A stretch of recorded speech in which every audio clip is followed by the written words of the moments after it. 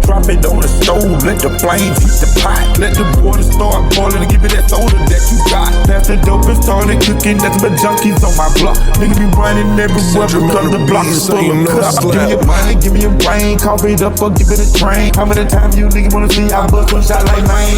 Little nigga know he changing flow, he but that stinking never show. Running up in the attic and my dope still on the stove. Nigga be born in gas slow, shot him in the face on my drop.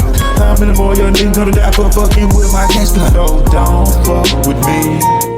I said don't fuck with me. Nigga wanna. Okay, when I'm, this did scare me, but like, I remember, during my juvenile years, I went to Augusta Youth Development Center. I had did the 9 to 17 months. I had came home, that's when I had met my cousin, who was at the time a Fulton County judge, juvenile judge, juvenile, and he was a person that was really like hands-on with the kids, trying to help out the kids. Just wasn't a judge that see the crime that was committed and sentence the kid, right off.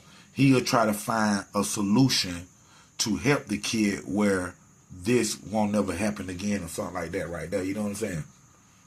So, in this particular case, he had called me and he was like, he was taking some of the kids from juvenile and some of them, like a few of them, I knew them from being in there, but I was maybe a year, almost 2 years older than some of the kids that he had singled out as he's gonna have them participate in this Scared Straight program. And those of y'all who got a little age on you like myself, y'all remember back in the day, they had this Scared Straight program where they got these delinquent kids that was into stealing, drugs, selling, fighting, disobedient when it came to their parents, and basically not following the law and life instructions. So they'll get those kids, take them down to, one of those prisons back in the days. This is back in the 70s, early 80s when it first came out. And took them kids in there with them and let them inmates be hands-on with them a little. You know what I'm saying? They only can do so much, but the kids didn't know that. You know what I'm saying? And in this day and time, my cousin, the judge, did the same with the kids of Fulton County Juvenile. And he called me and he wanted to know would I like to come as well. And I was like, yeah. So he was going to come and pick me up. He was going to come pick me up in his car, which he came in the Jag, picked up in the Jag, and we followed behind the Fulton County Juvenile little prison detainee bus. You know what I'm saying? And the destination that we was going to was the Atlanta Federal Pen. You know what I'm saying? The Atlanta Federal Pen, right across the street from Thomasville. For those who know Atlanta, I've been up here and familiar with the area. Atlanta Federal Penitentiary. And when he told me that, I'm like, whoa, if that's where we going? He said, yeah, because at this time I done rolled past that place several times, but never, even thought of being in there, of course, or even visiting and stuff like that. You know what I'm saying? Frank Nitty was there, Bowleg was there, my cousin Timbo, and a few of my other friends, spent time passing through Atlanta Federal Penitentiary on their way to the other federal institutions. You know what I'm saying? And it was I wanted to go. I was really excited about going because I always wanted to see behind that wall, not inmate wise, but just you ride past there and you just can't you got that big wall, you can't see behind that wall that the feds got up there and stuff where they house most of the inmates. You have some that can come out off and around the wall. They the trustees and things of that nature who deal with the people that live on the property. You know what I'm saying? Some of the correction officers, some of the administrations live on the property of the federal penitentiary. That's why y'all see those little houses as you pass it by. That's on the outside of the wall. You know what I'm saying? So, of course, you know, I know it's going to be a little hands-on. And my main concern myself, since I'm going, I was wondering what I was going to be like segregated from them, or where I was going to sit with them, where the inmates going to think that I'm locked up too, you know, just however. But at the end of the day, I was more excited about going to see behind the walls of the federal penitentiary, you know, than being scared of what's going to happen. The excitement and the adrenaline rush overwhelmed me enough to I wasn't so much, you know, worried about that. But he came and got me, and like I said, we followed the bus on up to the federal penitentiary and stuff. And you know, once we got there, you know, we had to go through most of everything that they go through anyway, except for the complete script search. But everybody was heavily searched twice before we entered, you know. And once we entered, I noticed that they had the chairs around in a circle, just like they did back in the early 80s on the Scared Straight program that we all seen on television. So once I seen that, as we entered, I was like, oh man, you know, like, here we go. You know what I'm saying? And once we got in there, it was instructions. You know, they gave us instructions on how to sit. So for every juvenile inmate, when they sit down, the next juvenile inmate had to skip a seat and sit to the next seat. That leaves a seat in the middle of every one of them, like that right there. And when I heard those instructions, I knew what was what was going on too. What they was doing was, just like I seen the program back in the day when I was little, they was gonna sit the federal inmates, the adults, in those empty seats that was going around the circle. And of course, while all this was taking place, my cousin the judge, told me to go ahead and have a seat myself, you know, over there. So I'm like, oh, I can sit over there, you know, I did it like I wasn't scared, like, oh, I can sit over there? Cool. Knowing I didn't want to sit over there, but you know, however, you know what I'm saying, I want to sit back down with him in the adults. But of course, I was a juvenile at the time. I'm 16 and I'm going on 17. So everybody else that's in there are from the ages of 13 to 16, even 12. So we all sat down, man, and before you know it, here come the inmates. They coming in there, and they already know where they sitting at. They taking their seats. And it was, you know, it was for the most part a good experience, and it was calm most of the time. You know, they sat down and they introduced themselves. And then they told us, you know, me and the rest of the juvenile inmates, what they was incarcerated for and how long was they, you know, that they had to serve. And that's when I actually found out that the feds give you months.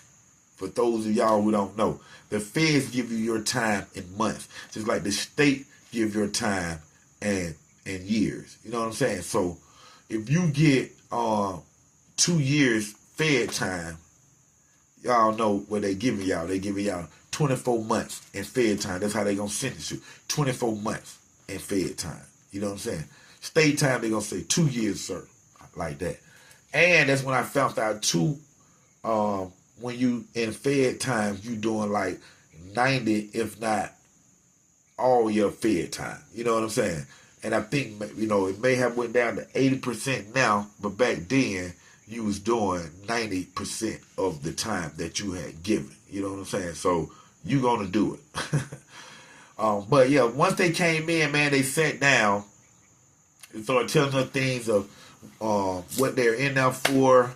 They started, you know, telling us how long they was in there. And then what happened next was they start asking us, the youth, what were we incarcerated for? You know, unlike me, what were they incarcerated for? So they went around introducing themselves as well and telling the federal inmates what they're incarcerated for. So just like in the Scared Straight program, they started talking and, you know, saying this, what would happen if you continue, where you're going to end up at. You don't want to end up like them. You know, they got friends in now that got 390 months.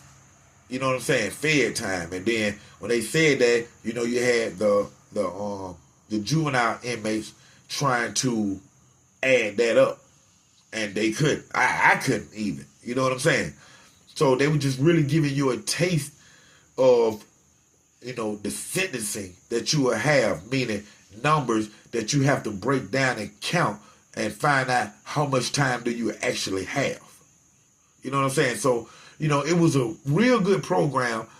They, you know, the kids that was sent amongst us that had nonchalant attitudes or was laughing at some of the stuff that they were saying, they really got on their ass.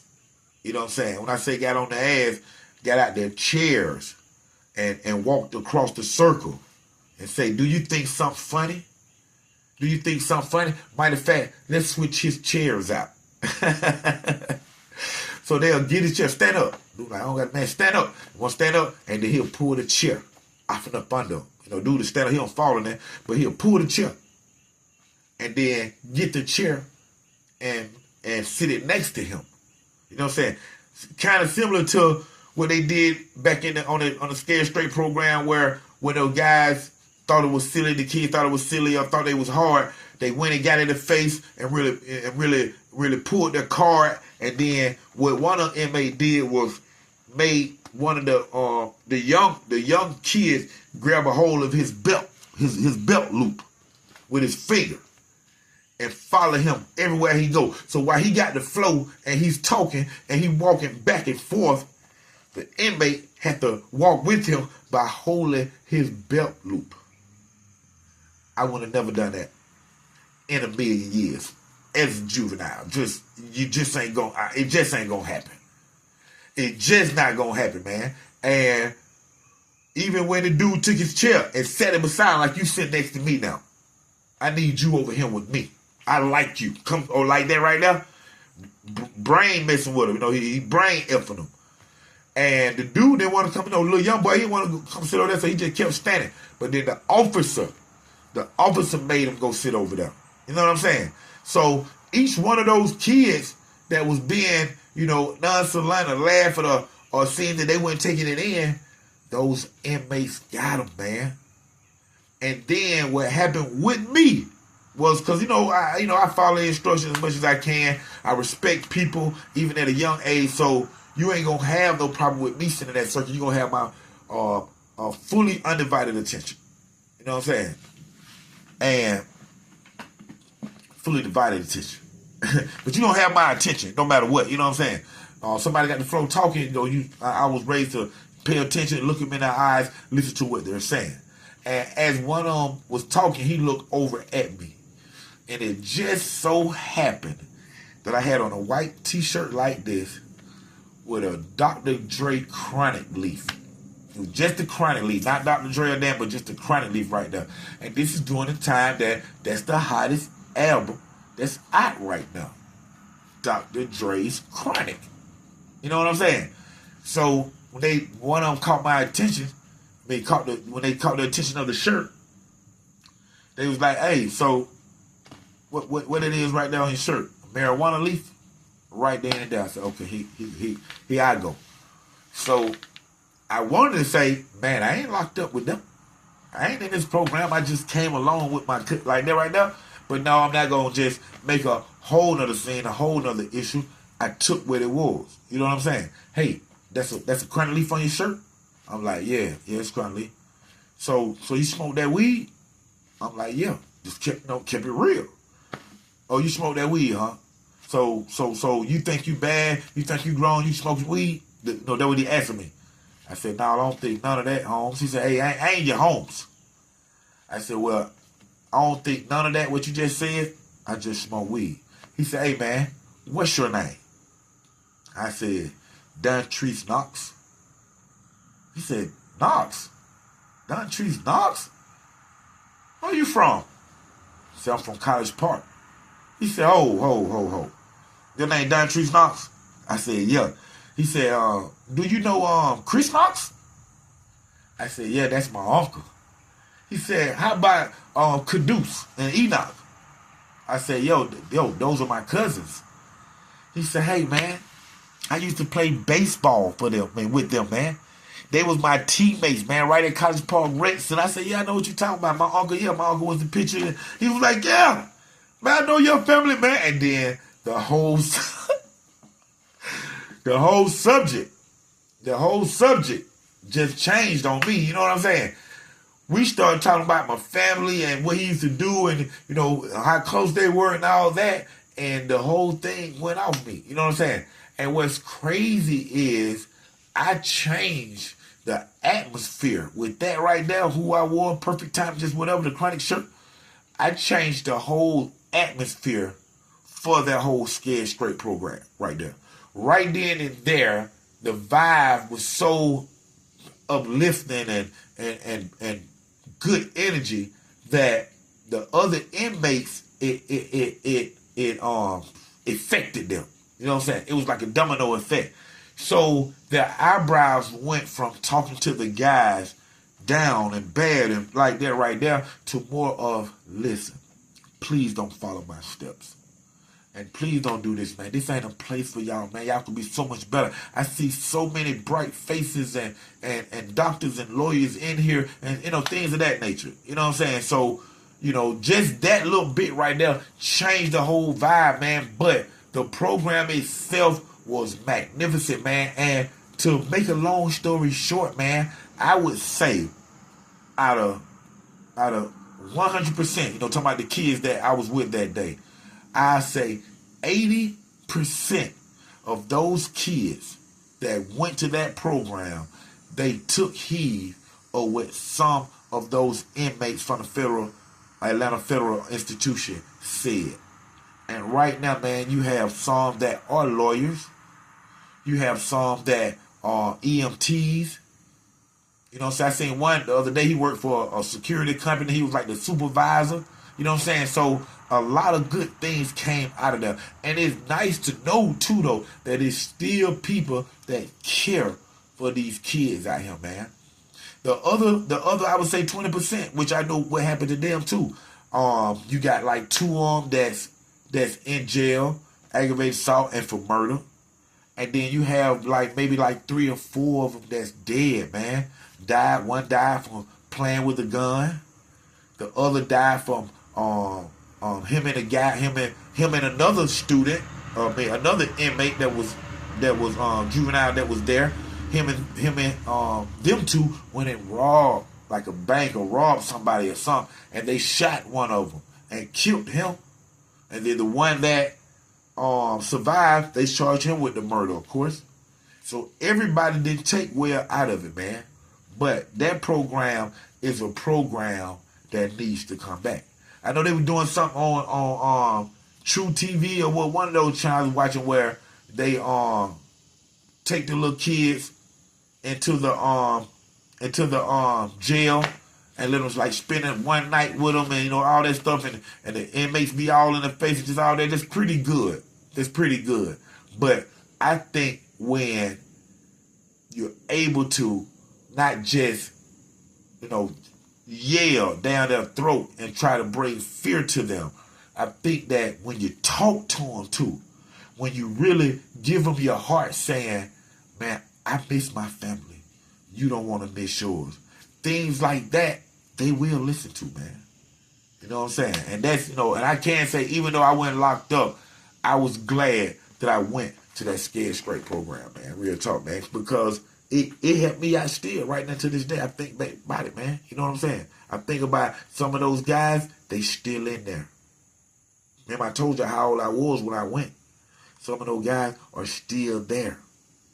I was 15. 16. Finna be 17. Man, I'm 48. They still in there. I think about that, man. You should too. Thank you for tuning in to another great episode of Underground Source TV with your host, TV and film producer Don Trees Knox. OG Black Barr3700, man. Y'all check out my playlist. It got like 80% of my album that's going to be on all platforms October 31st, man. So y'all make sure y'all check out my playlist here on YouTube to hear some of this new music I got coming out. I got a lot of great features on that as well. 3K Tojo, Quarter Stacks, Roll, Big Beezy, my homie, my artist, Big Beezy, all on that, man. Who else we got on that, man? We got Chad Banks, Deuce Jr., my little brother Main son, man, Chad Banks, up on that thing. He's bad, man. Y'all make sure y'all check it out too, man. We got a lot of great features, though. A lot of great features. Cool Breed, Dungeon Family, man. Y'all just check it out, man. We here. We live. Underground Source TV. Y'all check out my perks. Like I say, I got a lot of great perks. Y'all better check them out. They probably better than anybody perks on YouTube. And I just opened up where y'all can book me. I will come out. I will do features. I will do parties. I will host them. I will do storytelling. Y'all just check it out. Y'all book me, man. Right there through my membership. It's going down. It's going down. It's going down, man. Underground Source TV, Black Barr, OG 3700. Cali Paul, stand up. Player, Lord, made, ball, Nigga, don't fuck with me, you fuck with me, you gonna get shot. And a nigga who killed my brother, I'ma kill his ass, just looking wild. When you wanna meet your maker, I'm your taker, let me know. Got a Draco that is thirsty, burn your ass and bust your hoe. So don't fuck with me, I said don't fuck with me. Don't fuck with me. You better not fuck with dreams. Nigga wanna get some good bad, nigga wanna fuck my hoe.